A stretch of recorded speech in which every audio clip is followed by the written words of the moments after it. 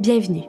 Dans cette vidéo, nous vous présenterons comment porter, ajuster et opérer la composante de base de l'exosquelette modulaire Uplift, le module dos. Dans la boîte, vous trouverez la principale composante du module dos, les harnais de cuisse gauche et droite et le manuel d'utilisateur. Avant de poursuivre, assurez-vous que les grandeurs correspondent à vos besoins pour garantir un bon ajustement et une fonctionnalité optimale. Pour commencer, assemblez les harnais de cuisse. Trouvez le harnais de gauche en vérifiant l'étiquette. Attachez la boucle ronde à la sangle du côté gauche de la composante principale du dos, puis les deux boucles suivantes reliant le harnais aux bandes élastiques en vous assurant qu'elles ne sont pas emmêlées. Répétez avec le harnais de droite pour compléter l'assemblage. Pour porter le module dos, placez-le d'abord sur vos épaules. Maintenant, glissez la ceinture dans le cliquet et ajustez-la confortablement pour un ajustement solide sans être trop serré. Ensuite, bouclez et ajustez les sangles latérales en vous assurant qu'elles soient solides et confortables.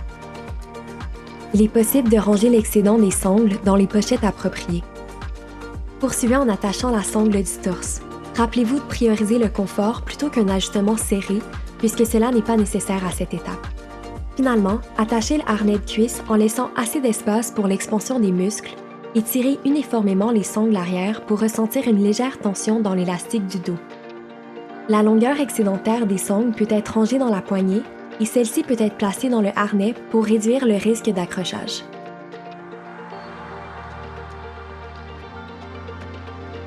En mettant l'exosquelette pour la première fois, il est recommandé de prendre le temps de personnaliser l'ajustement. Repositionnez la sangle des épaules pour assurer un confort optimal au niveau du torse.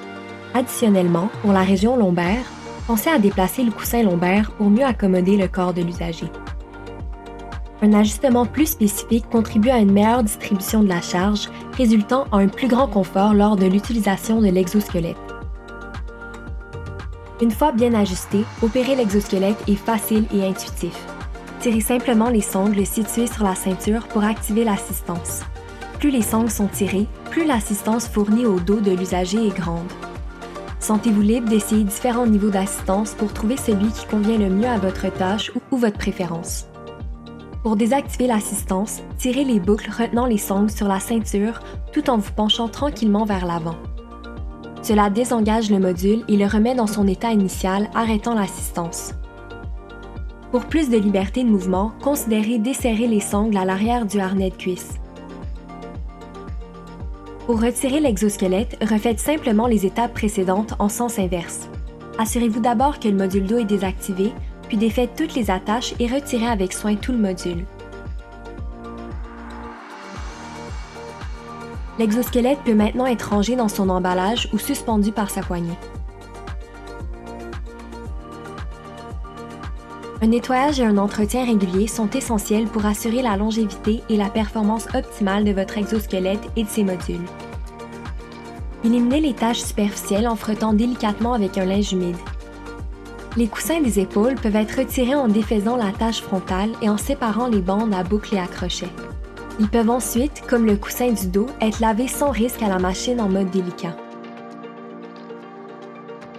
Pour des raisons de sécurité, il est important de procéder à l'inspection visuelle du module.